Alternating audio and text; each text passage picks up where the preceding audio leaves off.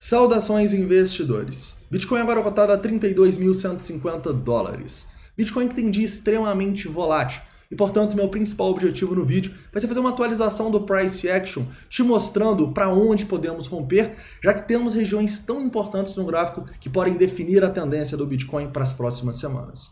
Além disso, também quero falar com vocês um pouco sobre o debate que o Elon Musk participou, te passando alguns conceitos que eu tenho sobre o mercado em relação a notícias. E para finalizar, vamos falar um pouquinho sobre como eu faço as minhas acumulações, ou seja, compras e distribuições, vendas, estratégia parecida com as instituições que eu vou te apresentar para você também conseguir aplicar.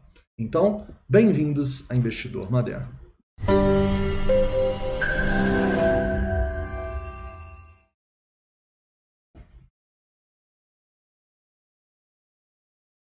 Investidores, hoje vamos começar aqui no 4 horas falando um pouquinho do longo prazo e depois falando sobre o dia de hoje, tá? E um candle importante que a gente formou nas últimas horas. Depois vamos para 1 hora, para 15 minutos, falar um pouco sobre zonas de distribuição e zonas de acumulação também, já que o Bitcoin demonstrou bastante força. Além disso, no vídeo de hoje, quero, a partir aqui da nossa análise de sentimento, te mostrar qual a estratégia que normalmente eu utilizo para comprar Bitcoin, acumular e para distribuir, tá? Para isso a gente vai falar um pouco sobre as sardinhas e as instituições e te apresentar uma estratégia simples. E já vamos começar o vídeo de hoje falando um pouco sobre o debate que o Elon Musk participou com o presidente do Twitter, o Jack Dorsey. Eu vi o debate inteiro ao vivo e foi bem interessante a gente ver como cada fala estava impactando no price action, que foi extremamente volátil, ou seja, variou muito. Na minha visão, foi um debate muito interessante e engrandecedor, no sentido que teve muita informação importante e que muitas pessoas ouviram, tá? Eu acho que todo mundo participou bem, até o Elon Musk, quando ele falou da Dogecoin, ele falou de uma maneira mais ponderada, né? Destaco alguns pontos aqui desse debate. Primeiro, o Elon Musk falou que tem Bitcoin, Ethereum e Dogecoin, e além disso ele falou que não especula na venda, ou seja, ele não faz as moedas dumparem para comprar mais abaixo, como muitas pessoas especulavam, né? Claro que a gente nunca vai saber se é verdade, mas ele ter falado isso deu uma acalmada nos mercados. Além disso, ele também falou que a Tesla pode voltar a aceitar criptomoedas, o que é algo positivo e que fez o Bitcoin cair bastante no passado.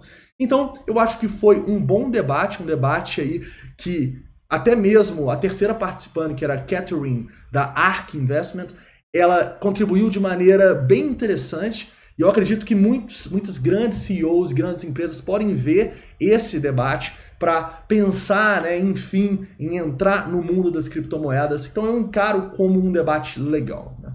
Mas e aí, o que a gente faz agora em relação a isso? Na minha visão, a nossa tomada de decisão não tem que ser baseada nessas notícias, tá? Já que a gente não consegue replicar isso em forma de uma estratégia. Então já tem tanta coisa para a gente se preocupar. Por que a gente vai ficar preocupado com notícia que sai aqui? Como que o mercado vai aceitar? Eu acho que não tem nada que muda o preço do Bitcoin de maneira tão significativa para a gente agora entrar louco no Bitcoin ou agora vender. Não, tá bom? Eu acho que foi só interessante, superou as minhas expectativas, então deixo aqui realmente um viés positivo em relação a esse debate de hoje, tá bom? Continuando, indo aqui já para a nossa análise.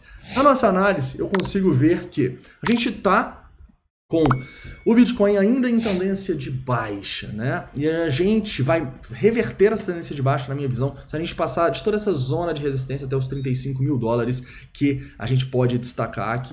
Além disso, a gente pode ter um apocalipse se perder a região dos 28.800. Isso vocês já sabem, já está bem destacado nas últimas semanas, né? Para onde o preço for aqui, a gente deve ter uma projeção interessante com o preço seguindo essa tendência para as próximas semanas. Seja uma tendência de alta aqui, seja uma tendência de baixa, tá bom? Então atenção a esses dois principais pontos. Olhando hoje, e o que aconteceu hoje no nosso candle aqui, né?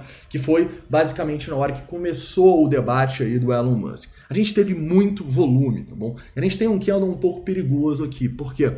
Porque a gente teve um volume significativo que a gente não via há semanas, como vocês podem ver aqui, e que deixou muitas pessoas presas neste topinho aqui. Então Então hoje a gente falava, né, sobre essa zona de distribuição acima dos 32 até os 33.300 e eu vejo que nesse momento a gente deixa essa zona ainda mais importante, tá? Se o preço demonstra força e rompe esse candle aqui nos 33 mil dólares e nessa região de topo que a gente falou hoje mais cedo, nos 33.200, é um sinal de força muito importante e é um sinal de que os touros estão ganhando o controle do mercado. Seria muito bom ver o Bitcoin acima disso aqui, mas de maneira mais conservadora, os 35.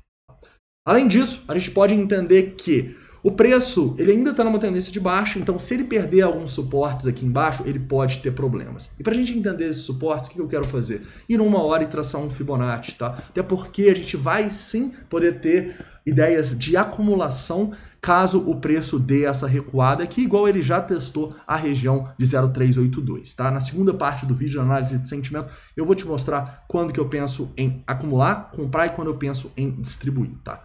Na minha visão, a distribuição já foi, tá? A distribuição já era aqui entre essa região de hoje de manhã até os 33.200. Vendi grande parte do que eu tinha comprado nas últimas semanas no Bitcoin. E se voltar lá de novo, caras, não acho que vale a pena a gente vender novamente, tá? Afinal, se romper esse topinho aqui, seria uma demonstração de força muito grande para o mercado. Ao mesmo tempo que eu entendo que se o preço retrair, igual já retraiu nessas zonas de Fibonacci aqui embaixo, a gente pode ter zonas de acumulação sim, tá? Então vamos falar um pouco sobre essas zonas de distribuição que a gente teve hoje e zonas de acumulação, passando essa estratégia de uma maneira mais prática para te mostrar o que as instituições fazem e o que você pode fazer também. Lembro para vocês, né, que esses indicadores que eu vou te mostrar estão no TRDR e eu vou deixar no primeiro link da descrição para você ter 7 dias gratuitos para ter a sua conta aqui com esses indicadores.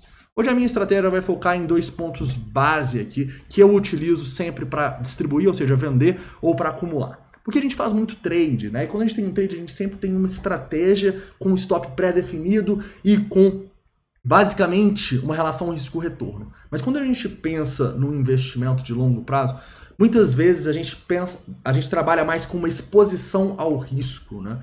E a gente trabalha com aumento dessa exposição e diminuição dessa exposição. E para mim, a principal estratégia para diminuir a minha exposição e para aumentar tá ligado a esses 2 indicadores que eu vou te mostrar, que são os que as instituições utilizam. Eles são as liquidações e o order book, tá?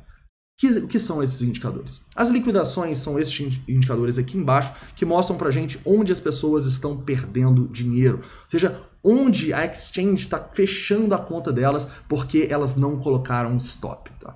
Você nunca quer ser liquidado, mas infelizmente muitas pessoas são, tá? Então a gente viu liquidações desde ontem, quando a gente rompeu os 31 mil dólares, bem grandes, acima de 10 milhões de dólares. E quando a gente tem isso, você pode sim pensar em distribuição. Ao mesmo tempo, quando você tem que pensar em acumulação, quando o contrário acontece. Porque quando o preço sobe, quem é liquidado é quem está apostando na queda, quem está em short. Mas quando o preço cai, quem é liquidado é quem está em long, quem está apostando na alta. Então, quando você vê grandes liquidações para alta, você também pode pensar em acumulação.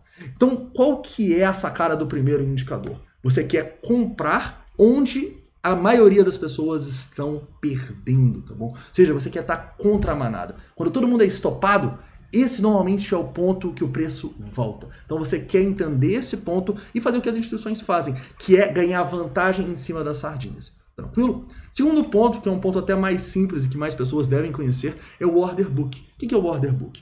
O order book ele mostra pra gente a oferta e a demanda de qualquer ativo em um book. Ou seja, quanto as pessoas estão querendo comprar de Bitcoin e quantas pessoas estão querendo vender.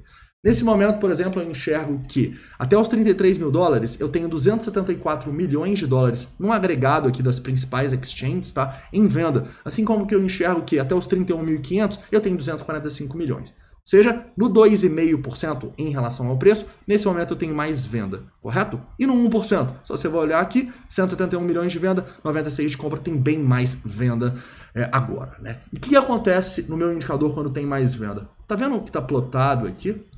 E tá bem claro. Isso me mostra que tem uma grande predominância de instituições tentando vender no order book. E eu quero estar do lado dessas instituições. Eu não quero apenas comprar ou vender onde as pessoas estão perdendo, não. Eu quero mais um indicador para me dar ainda mais as probabilidades de acertar bem pontos que são boas distribuições e bons boas acumulações. E esse indicador é o book, tá? Porque as instituições, elas colocam essas ordens para tentar justamente captar a liquidez desses caras que estão sendo liquidados. Porque lembra, quando a pessoa é liquidada, o que ela faz? Ela compra ou vende a mercado. E quem que tá lá abrindo a boca para captar essa liquidez delas? As instituições. Então, em pontos que você vê muitas instituições tentando vender, você não quer comprar, você quer vender com elas. Pontos que você vê muita instituição tentando comprar, igual a gente teve aqui hoje no nosso teste dos 31.500, você não quer vender, você quer pensar em comprar com elas, tá? Esse talvez seja o indicador mais simples, o indicador que menos as pessoas entendem, né? Afinal, por que você vai vender quando tem um tanto de baleia gigante tentando acumular? Você vai vender para essa baleia? Você vai ser a liquidez para ela? Então, não, tá? Esse é um dos principais indicadores, sem dúvidas, é um indicador ímpar e é um indicador que a gente utiliza em todas as nossas estratégias, tá bom? Todo sinal que a gente envia na Belo Trade, ele tem que ter uma confirmação do order book, senão ele não é um sinal. Tranquilo? Continuando, e falando um pouco mais, né, sobre... Tá bom, e agora? O que a gente pensa então? Eu pensaria claramente que se o preço cair para testar zonas importantes aqui do VPVR, como por exemplo foi os 31.500, 31, 30.700, e a gente tem muitas liquidações, você pode pensar em se expor um pouco mais ao mercado, tá bom? Assim como se você ainda tem Bitcoin e ele for lá romper os 33, romper ir lá para os 34 e começar a liquidar muita gente, você pode pensar em vender. Desde que liquidem muitas pessoas e você esteja fazendo o que as instituições também estão tentando, tá bom? Então, pô, liquidou muita gente, as instituições estão vendendo? É meu momento de vender também. Pô, liquidou muita gente, as instituições estão comprando? Pô, é meu momento de comprar também. Deu para entender?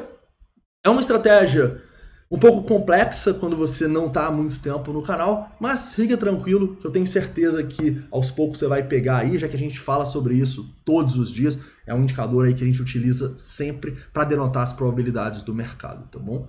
E esse é outro motivo porque eu não gosto de fazer previsões de longo prazo, né? Afinal, a gente nunca sabe o que as instituições e as sardinhas vão estar aprontando quando a gente chega em determinado ponto. Então a decisão do mercado, na minha visão, ela não é tomada dias antes, se o preço vai segurar em 30 ou se vai segurar em 35, por exemplo. Não, é tomada no momento, na hora, no que as pessoas estão fazendo na hora, tá bom? E é isso que a análise de sentimento faz. Ela nos dá o gatilho do momento e a análise técnica, como vocês podem perceber, ela só mostra pra gente as zonas onde nós podemos ter esses gatilhos. Então a gente sabia de ontem que a região ali próxima, acima dos 31 até os 33, era uma região de distribuição. Então a gente já está predisposto a vender ali se a análise de sentimento confirmar para a gente com essa estratégia que eu te passei. É claro que tem mais coisas, né, como long short rate ou CVD, mas essa é a estratégia mais simples, tá bom? Assim como agora eu sei que se o preço voltar aqui para me dar essa oportunidade, eu posso ter acumulação desde que eu também tenha a confirmação dos nossos indicadores de análise de sentimento, tá? Então, dessa maneira, eu gosto muito, porque a gente nunca tenta prever o futuro, a gente sempre está interpretando o presente. Eu acho que é a melhor maneira de você visualizar os mercados, tá? Não achando que você sabe o que vai acontecer, mas interpretando o que está acontecendo no momento. Beleza? Continuando aqui, para finalizar, vamos falar um pouquinho sobre os nossos indicadores de sentimentos outros, né? Primeiramente, long short ratio. Long short ratio está bem neutro hoje, tá? Não estou encarando ele como bearish ou bullish, afinal, apesar de que a gente pode ter algumas interpretações em alguns momentos aqui do dia que eu não vou falar hoje, mas a gente pode ver que nesse momento ele está bem no meio aqui em 1,45, então não acho que ele está impactando de maneira tão clara assim no preço, tá bom? Além disso, a gente pode destacar aqui o nosso CVD das sardinhas, que também está basicamente neutro, né? Não está fazendo muita coisa aqui de lado. Então, não vejo aqui muita coisa para se fazer. Eu, inclusive, acho que nesse momento a gente está numa no trading zone, tá bom? Entre esse topo importante dos 33 e essa região dos 31.500. E, claramente, a gente vai ficar de olho para oportunidades de distribuição, agora mais acima desses 33 mil dólares, tá? Já que pode ser um rompimento bem importante. E de acumulação, se o preço voltar para dar essa oportunidade para a gente aqui mais abaixo nessas regiões, tá bom? Detalhe, se você realmente está pensando em proteger o seu capital, eu não enxergo, se você for um trader, por exemplo, um ponto com melhor relação risco-retorno para você colocar o seu stop no longo prazo que esse fundo aqui nos 28.800, né? Afinal, se a gente perder esse fundo com força, a gente pode ter aquele apocalipse, né? E se a gente romper os 35, talvez seja o caso da gente parar, pensar e falar, pô, o preço reverteu a tendência de baixa. Então eu tenho que parar com o meu viés de distribuir nessa região, eu tenho que pensar só em acumular, né? Afinal, agora a gente está indeciso e está olhando para os dois, mas se rompe os 35, vai tudo confluir para cima. E a gente pode só olhar para pensar mais em acumular o Bitcoin no longo prazo. Beleza, investidores? Então é isso, tá? Espero que vocês tenham gostado do vídeo. Não esquece de deixar o like, se inscrever caso não seja inscrito e deixa aqui todas as suas dúvidas, críticas e sugestões nos comentários. Um forte abraço.